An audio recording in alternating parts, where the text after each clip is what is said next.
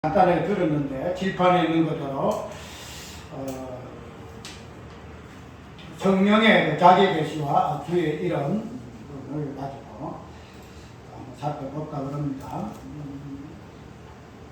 왜 이 부분을 성령과 주의 이름이라는 그 부분을 조금 길게 해서 자기 계시라는 그 부분을 집어넣는가 하면은 이 사도행전 그 2장에서부터 나오는 성령의 그 임하심 그 부분을 통해서 많은 사람들이 이 부분에 이제 성령의 오셔서 방한하게 하심에 대한 오해와 혼란을 일으킴으로 인해서 그 부분을 오늘 베드로의 첫 설교, 초대교회의 첫 설교인데 그 설교를 통해서 이 부분을 어떻게 해석하고 있는가 하는 부분을 보여주는 부분이 있음으로 인해서 제목을 성령의 그 자기 계시와 주의 이름 이렇게 불렀어요. 그래서 이 부분을 통해서 우리는 오늘 전체적으로 무엇을 볼까 하면은 성경에서 말하고 있는 내용은 계시의 내용이다. 계시의 내용이다. 그래서 성부 하나님의 계시와 성자 하나님의 계시, 그 다음에 성령 하나님의 계시 이 부분이 성경 전체의 내용이기 때문에 그런 부분으로서의 한번 살펴보고 그 다음에 오늘 우리가 말씀하고자 하는 이 성령의 그 자기 계시의 그 부분들은 어떠한 부분으로 계시가 되어지고 있는가 오늘 본문을 통해서 살펴볼까 합니다. 그래서 말세의 개념이 나오고 말세의 개념 내용 좀 조금 좋지만은 할 때 잠깐 적기로 하고 그 다음에 주의 이름이 뭐죠? 주의 이름 그 다음에 뭐냐 하면은 구원에 대한 개념이 나옵니다. 그러니까 좀 엄청 길어요. 내용도 좀 깊이 생각할 부분들이 많기 때문에 오늘 다 다루지는 못한다 할지라도 오늘 본문에 나오는 이 부분들을 잠깐 터치해가면서 부분적인 것으로만 초대교회에 일단 오늘 사도 베드로의 설교를 통해서 성경 말씀에서 증거가 되고 있는가 하는 부분을 살펴볼까 그래요. 아까 이한 대로 우리 성경이라는 것은 계시적인 내용이 전체 내용이죠. 그래서 우리는 하나님의 그 첫 창조의 사건을 통해서도 하나님이 어떠신 하나님인가 그렇게 보통 유래를 하잖아요. 그 창조주 하나님이다. 그 창조주 하나님과 그 다음에 우리는 피조물이라는 그런 관계를 통해서 창조 하나님은 우리 인간이 어떻게 경비하고 영화롭게 할 것인가 하는 부분을 가지고 우리는 첫 창조의 그 내용을 해석을 하죠. 그래서 그 첫 창조를 통해서 하나님께서 창조의 세계를 통하여 계시하고자 하시는 그 일들 그런 부분들이 구속사로 인해서 엮어져서 어떤 개념으로 우리에게 주어지고 있는가 부분을 살펴볼 때에 어쨌든 성경은 창조의 출발에서부터가 계시의 내용을 갖고 있다라고 우리는 이해를 하게 됩니다. 그렇기 때문에 이 계시라는 이 내용은 단순하게 첫 창조에서만 나타나는 성부 하나님의 계시만 아니고 그 다음에는 성자 하나님의 그 계시 특별히 재창조, 새로운 창조 그런 부분으로서의 계시의 내용도 우리에게 있고 그 다음에 오늘 본문 속에서 나오는 성령의 그 자기 계시적인 그런 관점도 우리에게 있다는 거죠. 그렇기 때문에 우리가 이런 부분을 단순하게 사도행전 2장에 나오는 성령의 그 자기 계시 왜 이렇게 이 부분을 붙였는가 하면은 우리가 성령의 그 자기 계시라는 말은 성령에 없어요. 예수님의 그 자기 계시는 있잖아요. 나는 무엇이다 있지만은 성령의 그 계시에 대해서는 이것을 언급하고 있지 않아요. 그런데 아까 연결대로 성령은 하나님의 계시에 대한 내용이기 때문에 성부 하나님의 계시가 있을 것 같으면은 또 뭐가 있을까요? 성자 하나님의 계시가 있다는 거죠. 그러면은 성령 하나님의 계시가 없을까요? 성령 하나님의 계시가 있다는 거죠. 그래서 이 부분들을 아마 중심으로 해서 살펴보시면 어떻든 계시라는 것은 하나님의 일하심의 비밀이고 출발이고 내용이기 때문에 첫 창조 속에서는 성부 하나님의 계시를 볼 수 있다는 거죠.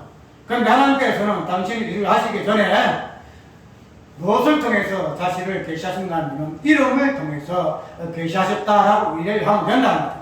그래서 첫째 창조를 창조하실 때에 하나님께서는 자신을 다양한 이름으로 계시했잖아요. 엘사다이, 엘사다이, 그 다음에 야해, 그 다음에 엘론, 이런 부분을 가지고 다양한 이런 표현을 통해서 그 하나님의 전지하심, 높으심, 전능하심 이런 부분들을 당신의 그 이름을 통해서 계시했다는 사실을 우리가 알 수가 있다는 거죠.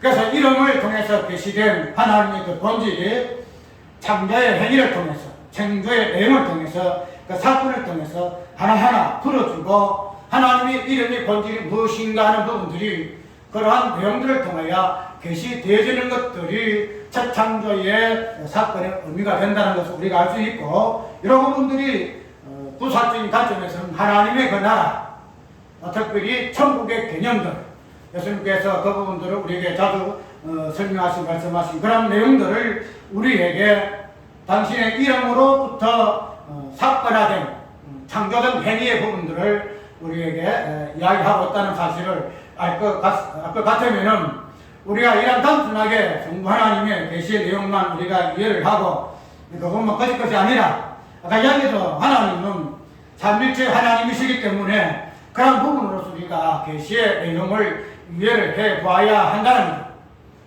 우리가 이런 부분을 보게 되게 되면은 성령에 대한 그런 내용에 대해서는 계시사적인 관점에서 우리가 이해를 하지 못했습니다. 단순하게 성령이 우리에게 오셨다, 또 방언을 하셨다, 성령은 이런 분이시다, 이런 관점에서 우리가 이해를 많이 하고, 그래서 중생이라든지 새로운 생명을 주심이라든지 태어남이라든지 이 부분을 이야기했지만은, 그러나 이러한 부분들이 계시의 그 본질적인 부분과 접목해서 다루어지지 않았다는 거죠. 그런 관점에서 볼 것 같으면 오늘 본문의 내용은 조금 일반 우리의 어떤 개념과 상이한 개념이고, 또 그런 부분이기 때문에 오해의 여지도 있다는 거죠. 어제 우리 친구가 통화하는 중에 이번 주 설교가 무엇인가 이렇게 묻더라고요. 그래서 내 설교 제목은 성령의 자기 계시와 주의 이름이다, 이렇게 이야기를 하고 오후 시간에 설교 제목도 이야기를 했는데, 이런 부분들을 미리 이야기하는 부분들이 있으면 이 부분을 알게 되면은 또 나름대로의 뭐가 있을까요? 과연 여기에서 성령의 그 자기 계시라는 개념이 나올까? 이 부분들이 생소하기 때문에 살펴볼 수 있는 여지가 있다는 거예요. 그래서 우리 친구의 그 의문점을 미리 한번 자신의 어떤 관점에서 살펴보았으면 좋겠다 하는 그런 의미도 있었는데, 마침 그런 부분을 묻기 때문에 그래요, 이런 것이네, 이렇게 하기가 자기도 알았을 때, 그래서 오늘 설교하게 되면 올릴 것인데, 어쨌든 오늘 본문 속에서의 성령에 대한 이 내용들, 특별히 요엘서의 어떤 그 예언의 말씀을 설명하면서 사도 베드로가 성령에 대하여 말씀하고 있는 그 내용은 단순하게 이때까지 우리가 알고 있던 그러한 성령의 일하심의 내용보다도 근원적인 부분에서, 특별히 계시적인 부분에서의 성령의 그 계시의 그 본질이 무엇인가 하는 부분들을 살펴보기 때문에, 그런 부분을 살펴보기 위해서는 단순하게 성령의 그 계시만 단순하게 봐서는 아니 되고, 계시의 그 전체적인 출발이 되어지는 하나님의 성부 하나님의 그 계시, 그 다음에 형제 하나님의 그 계시, 그런 부분들이 연결이 되어져야 하기 때문에 오늘 성부 하나님의 그 계시가 창조의 첫 창조 사건 속에서 어떻게 증거되어지고 있는가 하는 부분으로 이야기를 시작한다는 거예요. 이사야 42장을 보게 될 것 같으면은 우리가 하나님께서 자기 이름에 대하여 계시하신 그런 부분을 언급하는 부분들이 있어요. 잠깐 읽을게요. 이사야 42장 8절 보게 되면은 보니까 나는 여호와니 이는 내 이름이라. 나는 내 영광을 다른 자에게 내 찬송을 무사히 주지 아니하리라. 우리가 단순하게 이사야서를 통해서 표현하는 말씀이지만은 나는 여호와라 하는 이 부분은 이사야 선지자의 이전에 우리가 특별히 모세의 입장에서 이 부분들이 이야기되고 있지요. 내가 누구를 하오리까? 나를 보낸 자가 누구라 하오리까? 모세가 물을 때에 여호와라고 하라. 그것을 스스로 있는 자다 이렇게 해석하잖아요. 그래서 스스로 있는 자가 너희들에게 보리었다 하라 이렇게 이야기하고 있다는 거죠. 그래서 창조의 사건 속에 나타나는 여호와, 사다이, 그 다음에 야훼 이런 하나님의 어떤 본질적인 이름의 개념이 특별히 여곱에서의 당신의 백성들을 구원하시면 부소삭적인 관점에서 이렇게 조명되어지고 있다는 사실을 우리가 알 수가 있다는 거죠. 그래서 전부 하나님의 자기 계시, 이름을 통하여 그 자기 계시, 그 다음에 그 이름에서 나타나는 그 사건에 대한 내용들, 당신이 이스라엘 백성들을 어떻게 야곱의 건한란과 사망 가운데 있는 백성들을 어떻게 당신의 이름을 통하여 구원하시는가, 구속하시는가, 그런 부분들을 우리는 전부 하나님의 그 계시의 내용으로 우리가 이해를 한다는 거예요. 그래서 구약의 전체의 내용은 전부 하나님께서 당신의 이름을 계시하신 그 내용, 그 이름의 그 사건을 어떻게 이스라엘 백성들의 역사를 통해서, 그 다음에 내용을 통해서, 특별히 인물들을 통해서 어떻게 당신의 그 이름의 계시를 드러내시고 그것을 풀어 해석해내시는가 하는 부분들이 구약 이스라엘 백성들의 역사라는 사실을 우리가 기억해야 할 것입니다. 그러면 이제 신약에 와서 정저 하나님의 그 계시의 내용이 신약의 내용이에요. 그런데 특별히 성자 하나님의 계시의 그 내용은 우리가 말할 것도 없이 결론적으로는 십자가 부활인데, 이런 십자가 부활을 사건을 하기 전에 무엇으로 자신의 이름을 계시하지요? 네 이름을 예수라 하라, 예수라 하라. 그래서 예수님의 그 이름을 자신의 계시의 이름으로 이야기하고 있다는 거죠. 그래서 성자 하나님, 특별히 신약시대의 하나님의 이름은 예수라는 그 이름으로 계시되어지고 있음을 우리가 안다는 거죠. 그러면은 이 예수라는 이름으로 계시되어진 그 내용은 무엇인가 하면은, 예수라는 이름의 그 계시, 그 내용은 의미는 뭔가 하면은, 예수님께서 아까 잠깐 언급했지요. 계시의 내용이 뭐예요? 나는 길이요. 그럼 이걸 보고 우리는 예수님 그 자기 계시를 하거든요. 예수님 그 자아 계시. 스스로가 누가 예수님이 이런 분이시다, 이런 분이시다 하기 전에 당연히 스스로가 나는 무엇이다? 나는 내 이름은 예수다. 하나님께서 내 이름은 여호와야, 야훼야. 뭐 다양한 몇 개의 이름이 있잖아요. 그 단어 찾아가봐요. 찾아보면 그 이름 다 내용 다 나와요.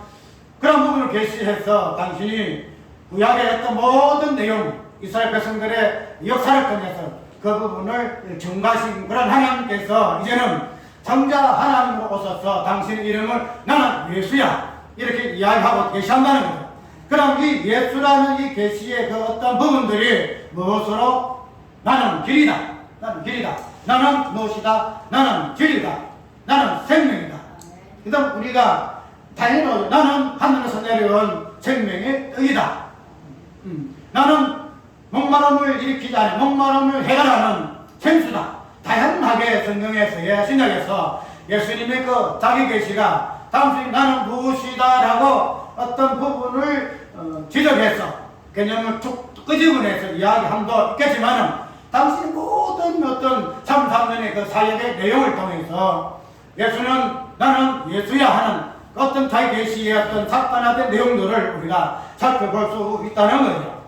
그렇기 때문에 우리가 성부 하나님의 구약 삭적에서의 하나님의 계시의 이름의 내용이 어떻게 구약의 모든 내용들을 통하여 증거되어지고 해석되어지는가 하는 부분도 우리가 유해되실 것 같으면 신약도 동일하다는 거죠.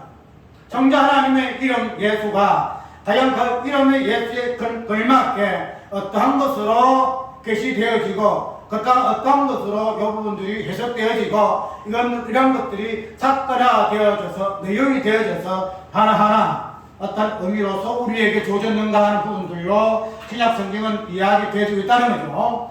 그래서 우리는 이제 예수 그리스도가 이 땅에서 하실 때 이런 모든 일을 마무리하고 이제 어디에 올라가셨어요? 하나님의 우편에 앉아 계신다는 거죠.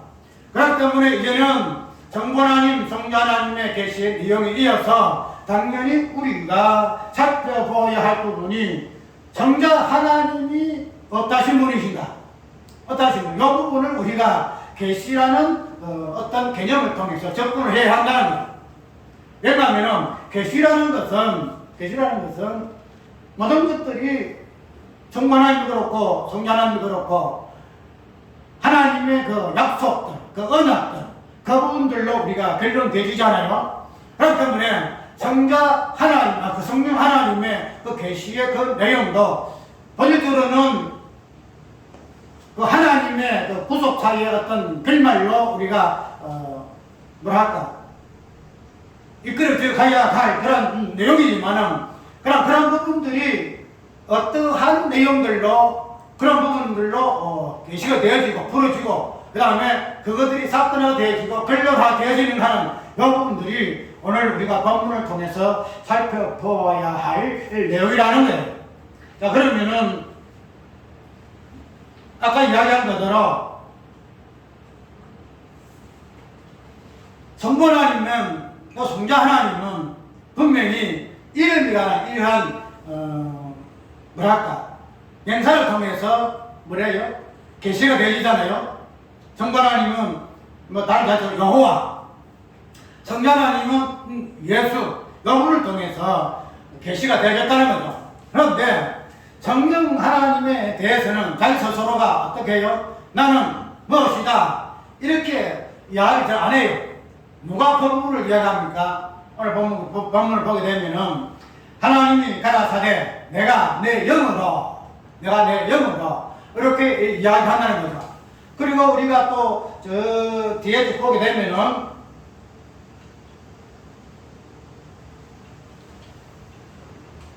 요한복음 16장 13절에 보게 되게 되면은 이 성령을 어떻게 표현하고 있는가 하면은 진리의 영이 오시며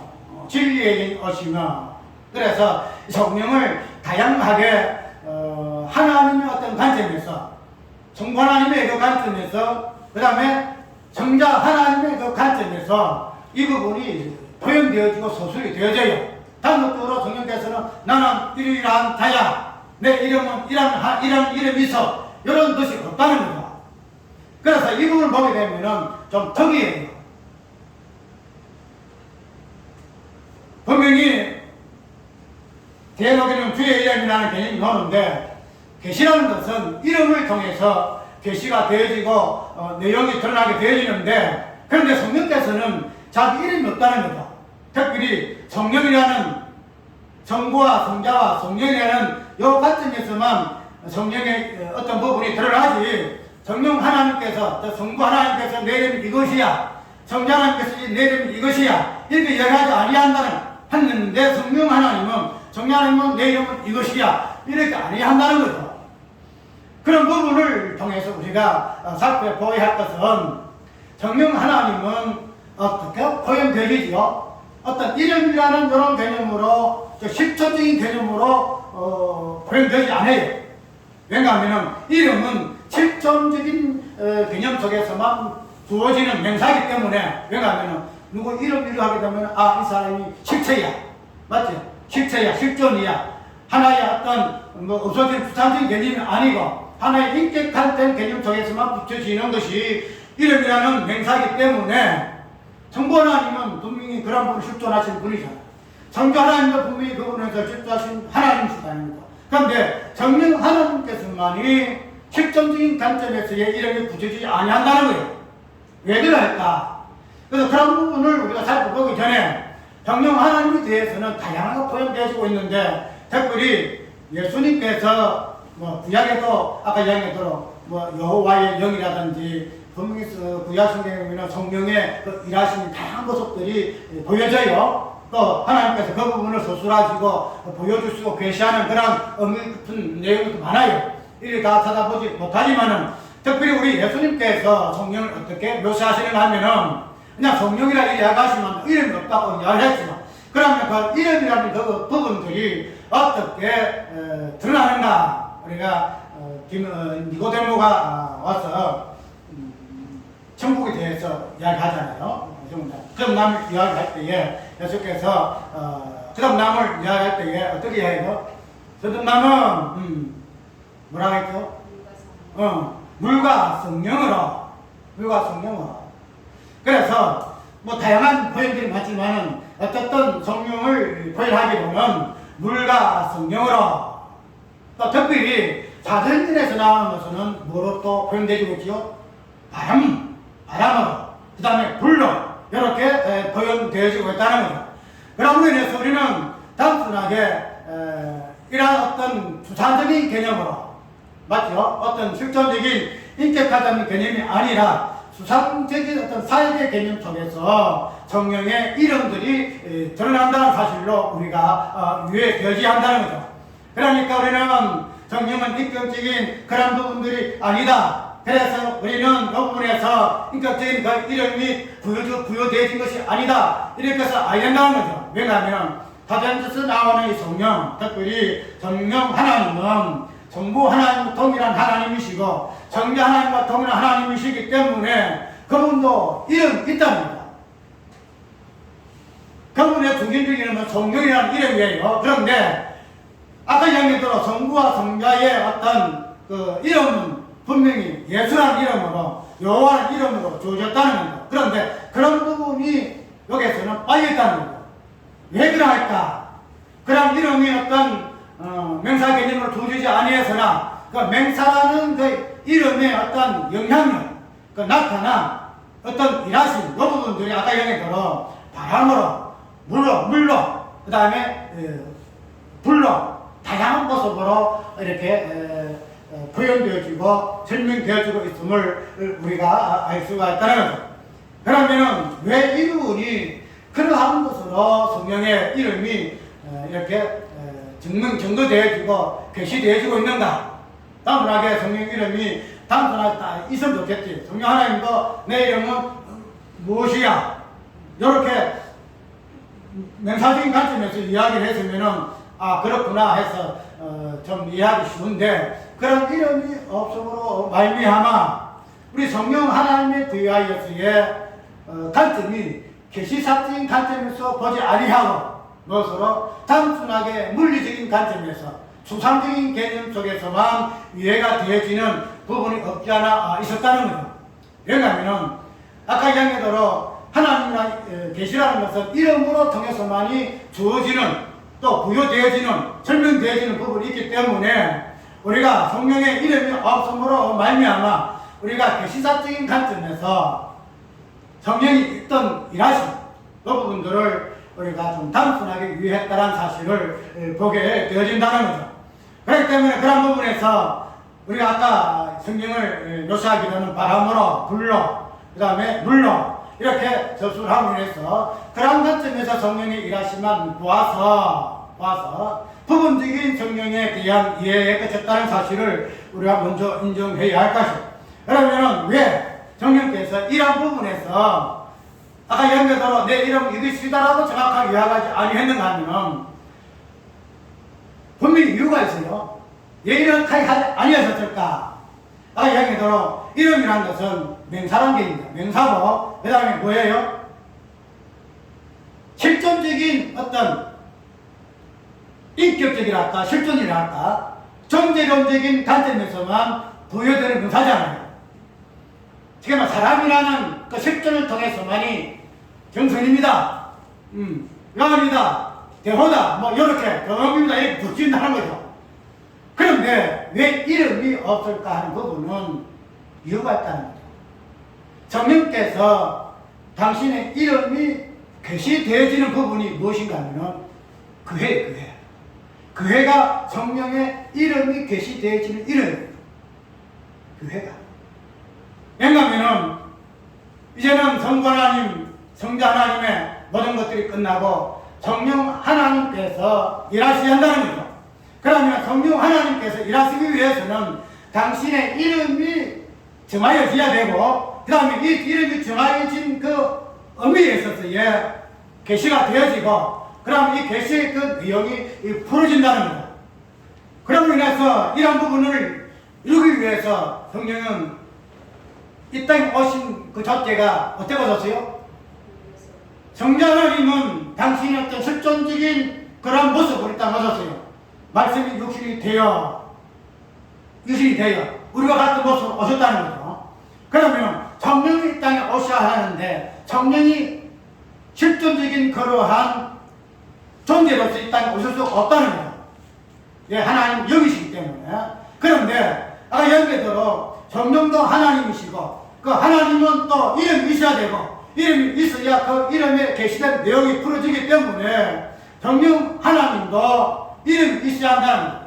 그런데 실존적인 개념으로서의 이름은 없다는 거예요. 근데 그것을 배치하는 존재가 누구냐? 하나님의 교회다. 예수 그리스도 먹는 교회가 성령에 보이는 눈에 보이는 어떤 실존적인 개념이다라는 거죠. 그래서 사장전에서의 성령이 어떻게 오셨어요? 교회에 오셨다는 거예요. 교회에.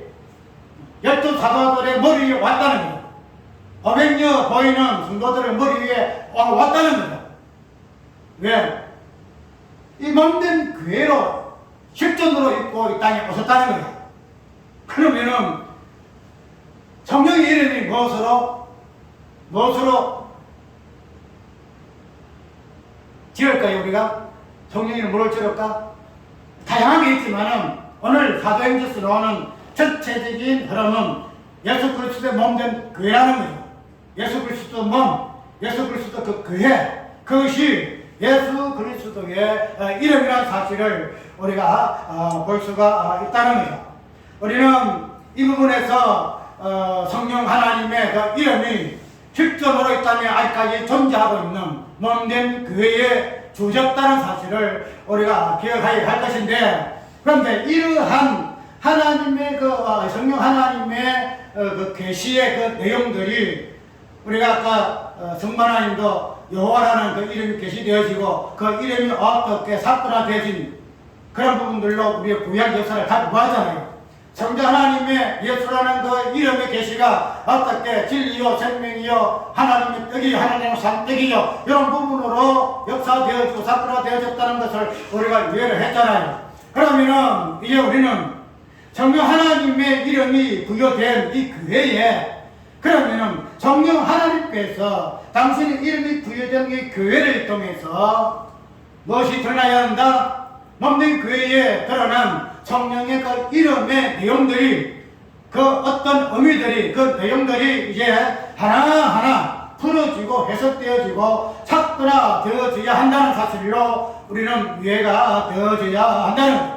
그래서 그런 부분을 보게 되게 되면은 오늘 본문 속에서의 성령의 그 일하심은 어떤 모습으로 이야기되어지고 있지요? 16절에 보니까 이렇게 이야기합니다. 이를 이야기하기 전에 이 부분에서 정리할 것 같으면 우리가 이런 관점에서 성령을 이해하지 못하였기 때문에 그 뒤에 내용도 있지만은 많은 사람들이 이 성령을 위하여 오해를 하잖아요. 도대체 저게 무슨 일이냐? 너무나 아마 우리가 이해할 수 있는 그런 기적 같은, 환상 같은 그런 일이다라고 오해에 찬 사람도 있었지만, 특별히 그 부분에 대해서 많은 사람은 어떻게 오해를 합니까?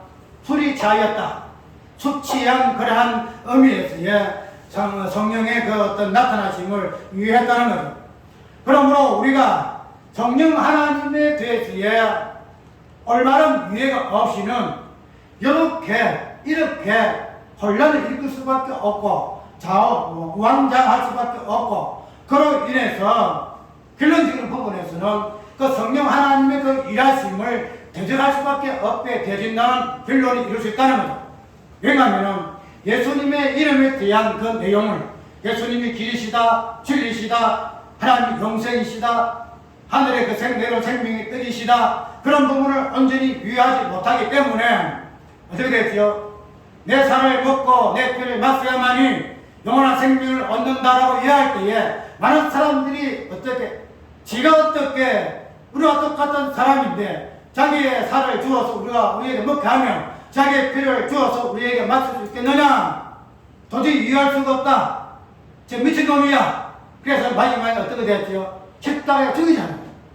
근원적으로 오늘 본문 속에 나오는 많은 사람들이 저축에 취하여서 어떤 수의 개념으로 성경을 유예해서 혼란스럽다 했지만은, 그러나 이런 부분의 결론이 마지막에는 사도행전 쭉 보게 되면은 몸된 교회를 핍박하고, 몸된 교회를 해방하고, 몸된 교회를 어떻게 마지막 죽이는 그런 부분으로 이들의 결말이 나타난다는 거예요. 단순하게 오해할 수도 있겠어. 저런 것들은 처음 보는 현상이니까 오해하는 것은 당연히 그런 오해와 혼란이 아니다라는 거죠. 그렇기 때문에 이런 부분을 보게 되면은 성령에 대한 성경의 어떤 의미인가 하는 부분들을 정확하게 이해해야 한다. 이 이해하심이 없이는 오늘날의 성령에 대한 혼란이 이게 있다는 거예요. 그래서 어떤 사역, 어떤 교단에서는 여기서 성령의 일하심이야, 어떤 교단에서는 아니야. 그래서 뭐 뒤죽박죽이 되어서 뭐래요? 언제나 성령의 일하심에 드러나지 아니한다는 사실을 우리가 알 때에 우리는 성령에 대한 올바른 이해가 얼마나, 그래서 이 부분에서 우리가 저번 주에 성령의 강림하심은 방언으로 우리가 이해를 한 부분들이 우리가 있지요. 성령의 그 말하심은 우리가 어떤 언어적인 개념이 아니고 성령의 그 말하심의 개념이다. 그래서 그 부분들이 어디에까지 성부 하나님의 말하심에서부터, 그 다음에 똑같아. 성령은 똑같아요. 우리가 성령을 먼저 하게 되면 이 내용이 다르고 저 내용이 다르고 안 그래요. 삼위가 다르지만은 하나로 통일되듯이 모든 내용은 하나의 관점에서 이루어지는데, 성부 하나님의 그 말하심, 성령이 말하심에 따라 이 부분이시면 성부 하나님이 말하심에 따라. 왜 말하냐면은 증거가 방언에 대해서 이 이야기를 쭉 하는데, 자기 어떤 부분에서 방언을 이렇게 해서 보편적인 그런 방언의 관점으로 이야기하는 걸로 이렇게 해서 내가 물었어요. 증거야 설교를 다 들어봤는가 하니까 시간이 없어 다 못 들어보고 띄엄띄엄은 내가 들었네. 맞아, 내가 다 못 들어. 그런데 그렇게 다 띄엄띄엄 듣고 못 듣기 때문에 그 방언에 대한 그 의미를 일반적인 관점에서 방언을 이야기하고 그 부분에서 분류를 하고 정리하는 것으로 이야기를 하더라고. 그런데 내가 이야기하면 그 방언은 그런 어떤 언어적인 관점에서 방언의 의미를 이해하지 아니하고, 그런 부분들은 뭐 다양한 관점에서 네가 올리고 내가 올리고 있겠지만은, 그러나 그 말하심이라는 그 하나님의 그 말하심에서부터 방언의 의미를 이해하기 때문에 단순히 우리가 이때까지 말하는 언어적인 관점에서의 방언의 의미로서 내가 설명한 것이 아니네, 이렇게 이야기한다는 거죠. 그렇기 때문에 오늘 여기서 보게 되면은 성령의 어떤 일하심도 방언으로부터 시작되어지는데, 이런 부분들이 이제는 사도행전에서 사도 베드로의 그 설교서에서는 얘는 어떻게 구체화되어지고 있는가?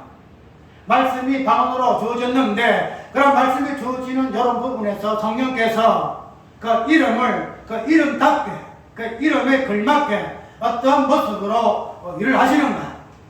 예수의 이름이 길이요, 예수의 이름이 진리요, 예수의 이름이 생명이니, 이렇게 풀어지고 해석되어질 것 같으면은 성령 하나님의 그 자기 계시가 몸된 교회에서 보여지고 나타내지고 정리되어지고 맹사되어졌을 것 같으면은 이제 이러한 부분들이 어떤 모습으로 풀어지는가, 하나하나 이런 부분들이 일하심이 되어지는 다른 부분들로 오늘 본문은 이야기를 하고 있다는 거죠.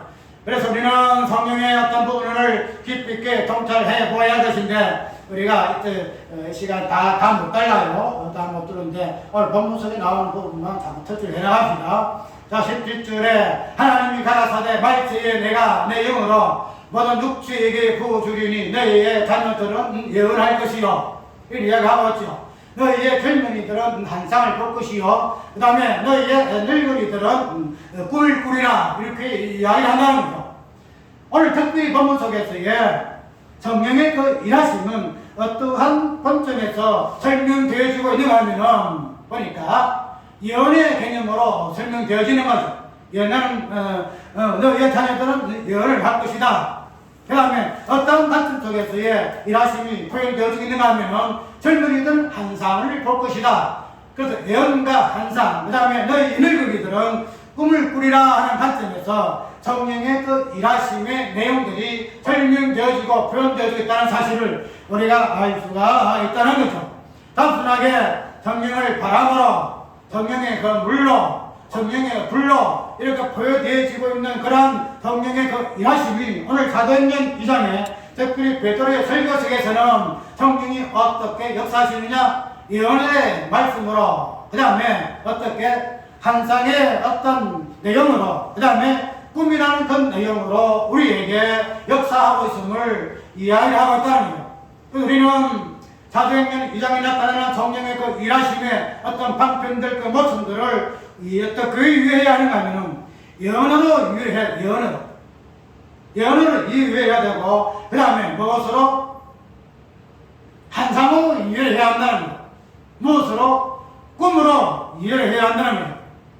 단순하게 우리가 예언이나, 단순하게 환상이나, 단순하게 꿈이나, 자, 물리적인 개념이고 추상적인 개념이기 때문에 우리가 이런 부분들을 어떤 우리의 체험적인 관점에서 여러분을 해석하고 인지하고 경험하려고 하지만, 그러나 오늘 본문 속에서의 나타나는 이러한 개념들은 성령의 그 일하심, 몸된 교회에 부어진 그 일하심의 그 내용들이 이러한 관점 속에서의 표현되어지고 일하심으로 이렇게 설명되어지고 있다는 사실이 오늘 우리가 주지해야 할 사실이에요. 그러면 왜 이렇게 성령 하나님의 그 일하심은 예언으로 이렇게 일하심이 되어질까? 우리가 예언이라는 것은 구약의 관점에서 볼 것 같으면 미리 말한다는 그런 부분으로서의 의미가 있다는 거죠. 그래서 예언이라는 것은 마지막에 성취의 그 때를 보고 그 예언, 미리 말하신 그 내용들이 어느 때에, 어느 기한에 이르러서 그것이 성취되어진다는 그런 관점에서 미리 말함에 대한 내용이 예언이에요. 그래서 구약은 예언의 내용으로, 특별히 그 부분은 언약 관점에서의 약속으로 이렇게 이야기를 하잖아요. 그런데 우리가 그러한 언약 관점에서, 약속의 관점에서 우리가 마지막에 어느 때에 이루어질 미리 말씀하고 있는 언어로서의 예언을 이해를 한다는 겁니다.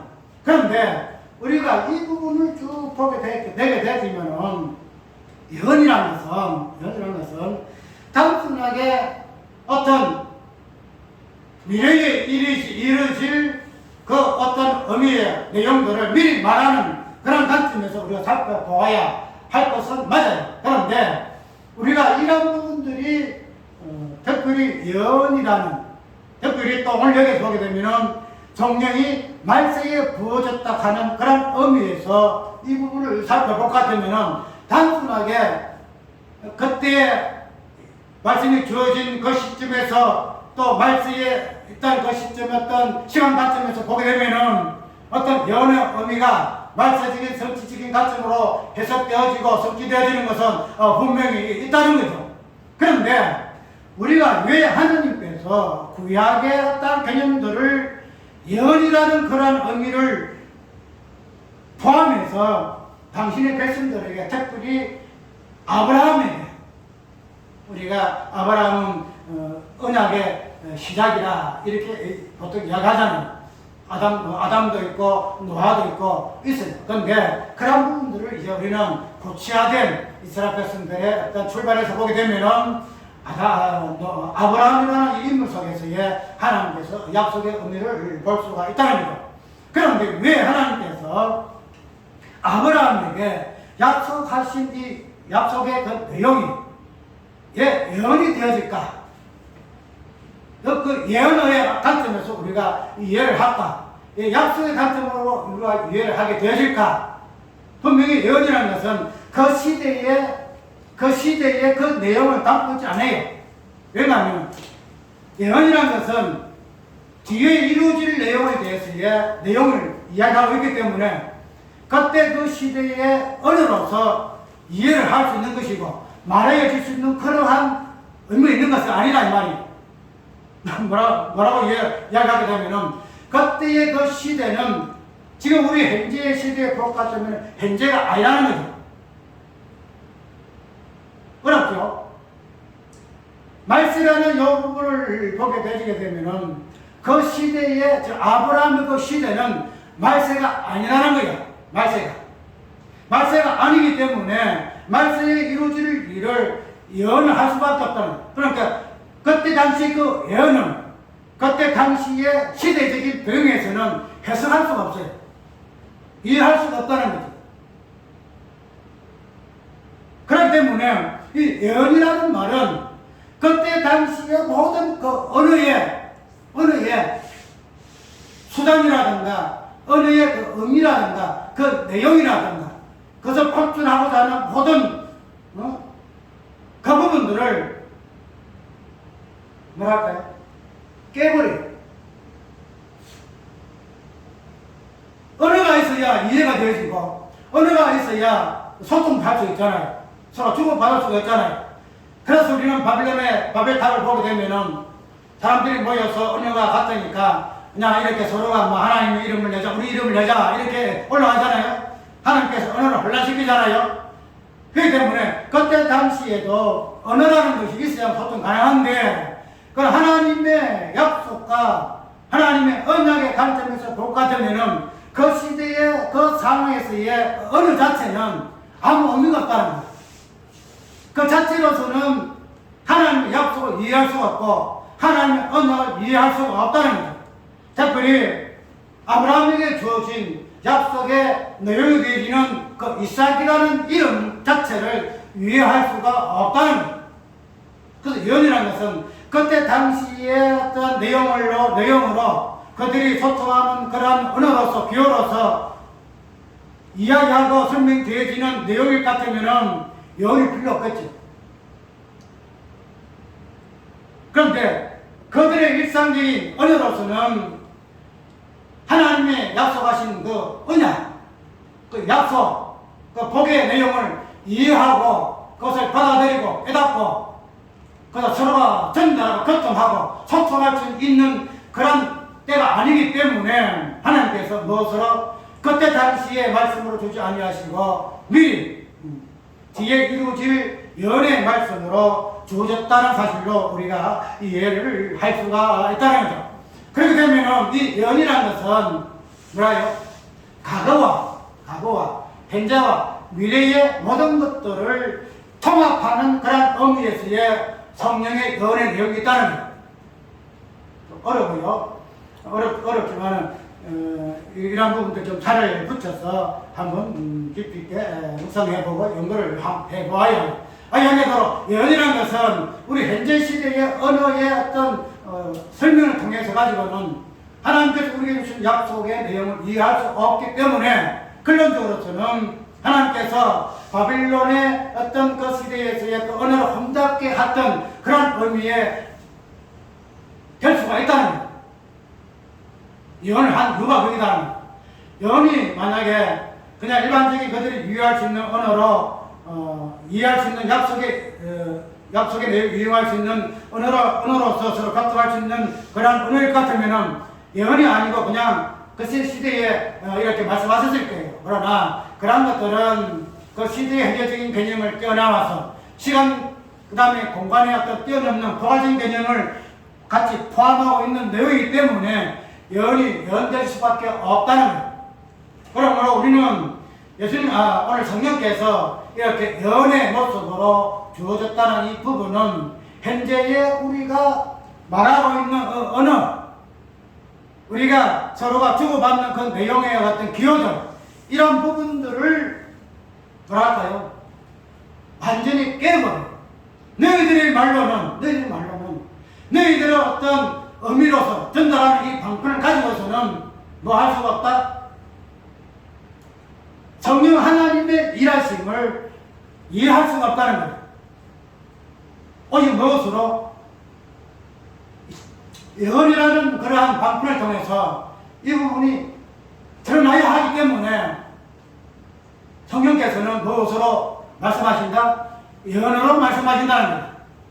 이 예언이 시간 개념 속에 때와 기한 속에서 있는 그런 내용도 되어지겠지만도 본질적으로서는 이 말씀이, 이 예언이 어떠한 내용을 포함하고 있느냐 하것 같으면은 우리 일상적인 일반적인 언어로서는 연애 내용이 품고 있는 그 약속과 언약을 이해하고 그것을 서로가 교통하고 표현하고 주고받고 이렇게 할 수 있는 내용이 아니기 때문에 무엇으로 연이라는 그런 방편으로 성령께서는 말씀하고 있다는 사실이에요. 그래서 이러므로 인해서야 뭐예요? 우리의 언어 자체가 완전히 꺼져버려요. 그 성령은 우리 교회라는 것은 누구 이야기만 해요? 예수만 이야기해요. 예수라는 우리의 말을 통해서 예수라는 언어를 이야기해요. 그러면은 우리가 말하는 일반적인 내용이 언어지만은 그 내용은 뭐예요? 예수라는 내용이 되긴다는 거죠. 그러면은 일반 저 사람들이 말을 한다는 건 똑같이 우리가 말을 해요. 영어로 하고 다양한 언어를 갖고 나라로 이야기를 해요. 그런데 그들이 말하는 내용 중에 예수라는 이름이 있냐 이 말이죠. 무슨 말이냐면 그들의 언어로서는 예수라는 어떤 본질 부분을 이야기를 해내고 그 다음에 그것을 이해하고 문자로 글로 이해를 하고 언어화되어서 서로 이 부분이 이거야 저것이야 설명할 수 있는 수단이 아니더라 이 말이죠. 그래서 약속이라는 것과 그 다음에 하나님의 어떠하심을 이야기하는 그 언어를 이야기할 때는 무엇으로 우리가 일반적으로 말하는 언어로서 주고받고 이해하고 교통할 수 있는 것이 아니기 때문에 무엇으로 예언으로 표현할 수밖에 없다는 거예요. 그 예언은 우리 현대의 사람들은 왜 현재에 살고 있기 때문에 과거에 대한 말도 모르잖아요. 미래에 대한 말도 모르잖아요. 몰라요. 과거의 말, 우리가 언어 같은 것이 나지만 우리가 옛날 시대마다 언어의 어떤 발음이라든지 표현하던 것자든지 우리가 조선 훈민정을 보게 되면은 그것도 다 잘하잖아요. 그래서 수천 년 전에 그들이 말해줬던 언어, 문자, 이 부분들이 우리 현재에 대해서는 이해 불가해요. 그런데 이 언이라는 말은 과거와 현재와 미래를 포함하고 있는 언어이기 때문에 우리 현재의 언어로서 이해할 수 없는, 깨달을 수 없는, 그 다음에 교통하고 서로가 주고받을 수 없는 그러한 언어의 그 한계점을 능히 극복하는 언어가 무엇이다? 연이다. 그렇기 때문에 성령 하나님은 무엇으로 우리에게 말씀하셨다? 연의 말씀으로 말씀하셨다라고 이야기하고 있다는 거예요. 그래서 우리는 이 부분을 통해서 한번 기억해 볼 것은 연의 말씀을 통해서 우리 현재의 언어 자체가 하나님께서 바벨론에 타국사할 때에 그들의 언어를 깨뜨려서 혼란스럽게 하셨다는 그런 부분들이 방언을 통해서 일시 회복되어지고 이제 예언이라는 이 말씀의 내용을 통해서 완전케 되어짐을 우리가 예언의 말씀으로 역사하시는 성령의 일하심을 통하여 깊이 있게 한번 생각을 해보아야 할 것이에요.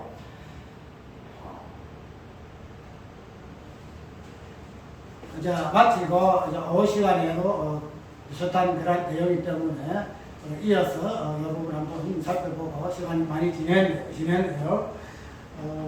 왜냐하면 이분들이 조금 표현하기도 좀 그렇고 한번 좀 생각을 좀 깊이 좀 해봐야 하기 때문에 말하다 보면 이렇게 좀 많이 시간 잡아먹어요. 일단 오후 시간에 여러분들 같이 섞어서 예배 설교하기를 하고 일단 마칩니다. 찬송가